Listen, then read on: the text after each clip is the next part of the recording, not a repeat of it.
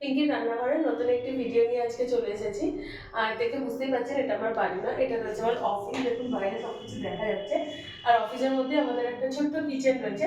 এখানে আমরা মাঝে মধ্যে রান্না করে খাই খুব কম উপকরণ দিয়ে। সেই রকমই কিছু ভিডিও আপনাদের সঙ্গে আমরা শেয়ার করব। তো আজকে আমরা পনির রান্না করছি, আর আমাদের কাছে আজকে উপকরণ কিছুই তেমন নেই, মাত্র আদা।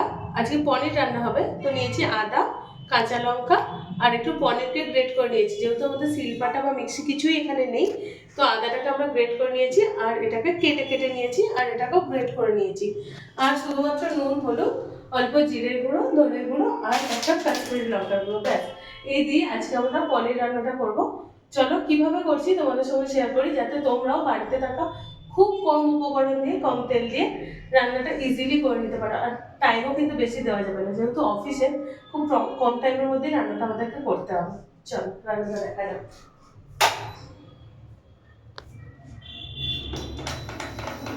তো ইন্ডাকশানে বসিয়েছি আমি এখানে, যেহেতু আমাদের গ্যাসের ব্যবস্থা নেই। কড়া অল্প গরম হয়ে গেছে, এর মধ্যে আমি অল্প করে একটু তেল দিয়ে দিলাম। পনিরগুলোকে জাস্ট ভেজে নেব। তেলটাকে স্প্রেড করে নিচ্ছি। একটা করে পনির বসিয়ে দেবো, যেহেতু আমার ননস্টিকের কড়াই অনেকটা বড় জায়গা, তো আমি একটা করে বসিয়ে দিচ্ছি। আপনাদের যেমন করা আছে সেইভাবেই ভেজে নেবেন।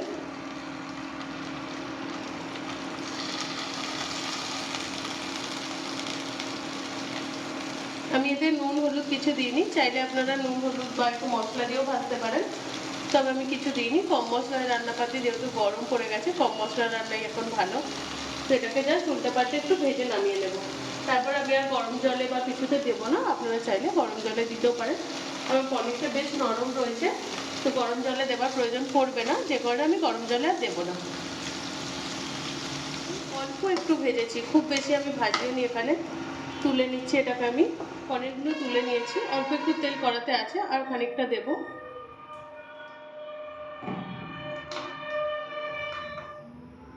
একটা এলাচ অনেক খুঁজে পেয়েছি, সেটাকে দিয়ে দিলাম।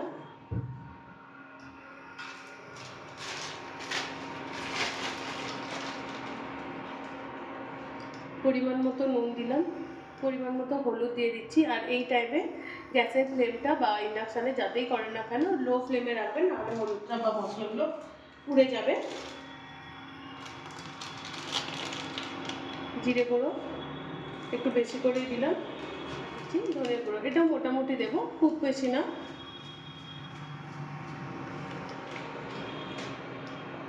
এগুলো হালকা একটু নেড়ে চেড়ে ভেজে নেবো।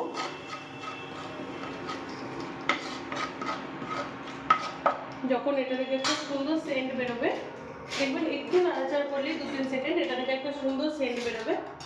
এর মধ্যে দিয়ে দিচ্ছি কাশ্মীরি লাল লঙ্কার গুঁড়ো। যারা ঝাল খেতে পছন্দ করেন তারা লাল লঙ্কার গুঁড়োও দিতে পারেন। আমরা যেহেতু ঝালটা কম খাই, তাই কাশ্মীরি লঙ্কার গুঁড়ো দিলাম।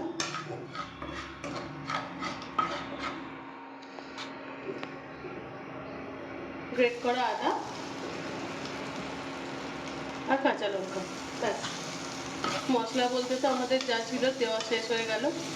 আদাটাকে খুব বেশি ভাজবো না, লো ফ্লেমেই রান্নাটা করতে হবে, নাহলে আদা তেতো হয়ে যাবে। অল্প জাস্ট সামান্য একটু ভেজে নেবো। একটু ভেজে নিয়ে এটার মধ্যে দিচ্ছি অল্প পরিমাণে জল, খুব সামান্য পরিমাণে জল দেবেন, যাতে আদাটা না পুড়ে যায় বা তেতো হয়ে যায়, সেই রকম মতো।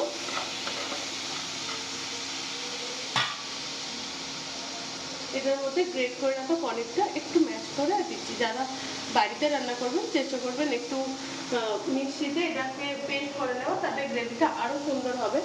আমাদের কাছে মিক্সি নেই বলে আমরা গ্রেট করে নিয়েছিলাম।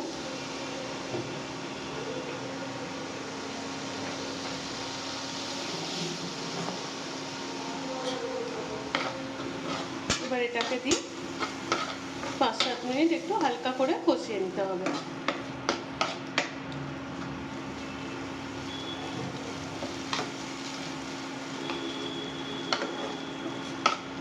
নিরামিষ দিনেও এই রান্নাটা করে খেতে পারেন, ভাতের সঙ্গে কিংবা রুটির সঙ্গে বেশ সুন্দর খেতে লাগে এটা। এটা দিয়ে অল্প অল্প করে জল দিয়ে দিয়ে এটাকে একটু সময় নিয়ে কষাতে হবে, তবে খুব বেশি সময় না, 5-7 মিনিট কষালেই যথেষ্ট।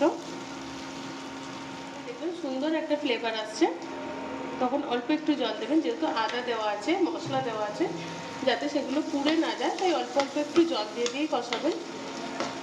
যারা ঝাল খেতে পছন্দ করেন নিজেদের ইচ্ছা মতো লঙ্কা দিতে পারেন, আমরা ঝাল কম খাই তাই একটাই লঙ্কা দিয়েছি আর কাশ্মীরি লঙ্কা দিয়েছি।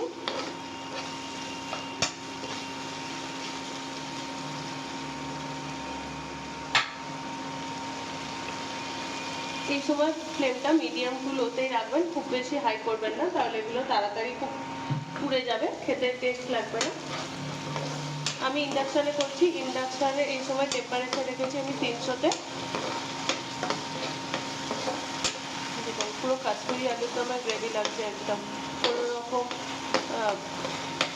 চাল মগজ পোস্ত কাজু কোনো কিছু ছাড়াই কাশ্মীরি আলুর তো আমার গ্রেভি হয়ে গেছে। এটা সুন্দর উপর থেকে তেল ছেড়ে দিয়েছে, অল্প একটু চিনি দিয়ে দিচ্ছি স্বাদের ব্যালেন্সের জন্য, না চাইলে নাও দিতে পারেন, তবে চিনি দিলে একটু টেস্ট ভালো হয়। যেহেতু আমি এটাকে গ্রেট করে দিয়েছি তাই একটু গোটা গোটা আছে, ব্যাপারটা, তবে খুব বেশি বোঝা যাচ্ছে না। যদি বাড়িতে মিক্সিতে পেস্ট করে দেন দেখবেন গ্রেভিটা খুব সুন্দর এসেছে। ব্যাস, আর হাতে বেশি টাইম নেই, আর বেশিক্ষণ কষাতেও পারবো না আমি, যেহেতু এটা আমার অফিস, খুব বেশি টাইম আমি দিতে পারছি না। আর এতে খুব টাইম দরকারও পড়ে না, খুব চটজলদি একটা রান্না। অল্প একটু জল দিয়ে দিলাম, যখন গ্রেভিটা এরকম ফুটতে শুরু করবো পনিরগুলো দিয়ে দেবো।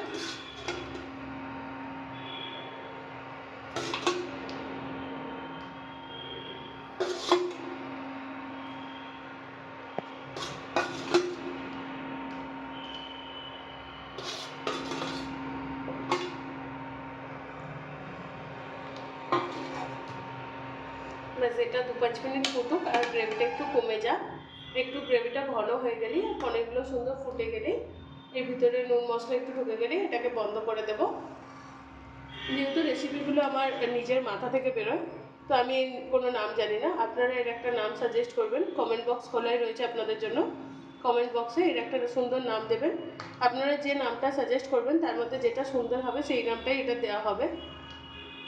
ব্যাস, আমি এরকম ঝোলঝোল রাখবো, যেহেতু আমরা ভাত দিয়ে খাবো, রুটি দিয়ে খেলে আর একটু শুকনো করে নিতে পারেন। একদম সুন্দর লাল লাল ঝাল ঝাল পনিরের ঝোল বলেন বা যাই বলেন রেডি হয়ে গেছে।